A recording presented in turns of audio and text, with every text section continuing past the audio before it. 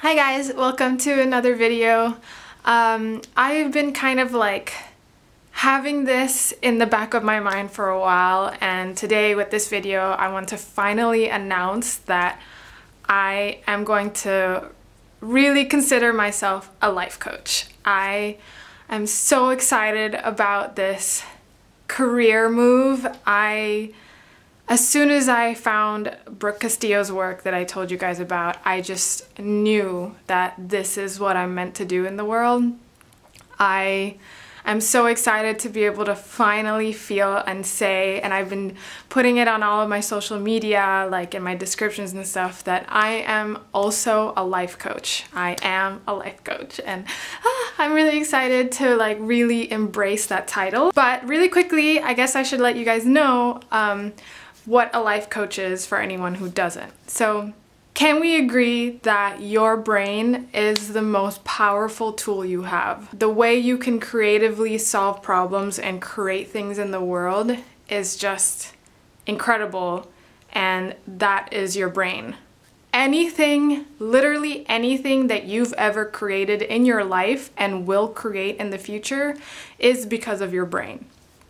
So, what a life coach does is they help you show you your brain. They show you how your brain works, why you're doing the things you're doing, why you're thinking the way you're thinking, why you're feeling the way you're feeling, and ultimately why you have the results you have in your life. And for some people who aren't happy with some aspects of their life or all, this is where a life coach is really helpful, because sometimes it's really difficult to look at your own mind and see what's serving you and what isn't. What is causing the results that you don't want in your life. So a life coach, just like a normal coach, dedicates their time with you to make sure that you get the results you want in your life, improve your feelings, improve your thinking, anything you want to work on when it comes to your life. So that is what a life coach does. And personally, I think that everyone should have a life coach, like since high school. This completely aligns with my purpose, what I feel like is my purpose in my life. I'm 26 years old.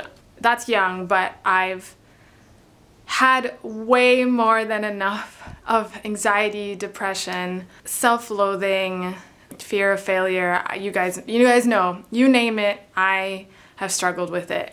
During my darkest days, I wouldn't consider myself suicidal, but I fantasized about the earth blowing up the next day, or just what if everything just disappeared the next day. So I wouldn't consider myself suicidal, but that's still not a great place to be. It is not nice to be fantasizing about disappearing in order to get away from your problems. And recently I watched this TED Talk called The Person You Should Really Marry, and the presenter said something really nice, and she said that what you struggle with in life the most is where you have the most to give. If you do the mind work, if you overcome those challenges, if you figured out a way to make things better. And since finding the work of Brooke Castillo, who is a life coach, and applying anything that I've learned from her to my life, as well as a lot of other things since I've accepted this whole like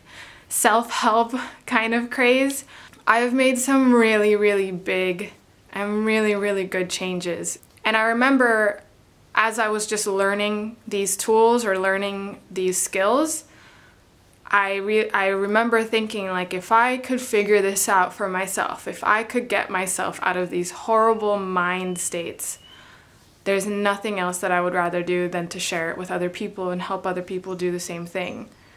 And so, yeah, I'm a life coach. So, okay, officially, I'm not a certified life coach yet. So pretty much anyone can just say they're a life coach and then they're a life coach. It's completely unregulated. However, I am going to a training with the Brooke Castillo this August, so then I'll be officially certified with her kind of philosophy of how she life coaches. I mean, I think each school is very different, but I really love hers, and I'm just really excited to be able to help other people too, and to continue helping myself. So maybe you're wondering too what's happening with me with art. Obviously, I haven't forgotten about art. Here I have all these posters that I cut out from books. I'm really excited to transition art into something that's more for myself. I feel like I had never given myself a chance to really explore art the way I want to explore art. In high school, I just had too many mental blockages that I just didn't allow myself to really go for it. And then in school and after school, I was just really worried about making sure that I was a hireable artist, that I just kept trying to mold myself into something that was hireable. So like I kept trying to change my style or change my portfolio to fit a company or to fit a type of look so that that seems popular. And I've never ever really gone towards seeing where I could take it if I wasn't worried about getting hired, I guess. Like just seeing how my art could go. And you guys know, if you watched my podcast or listened to my podcast, that what I want more than anything is to have like a really distinctive style that is mine. And if people want to hire me for that, that's great.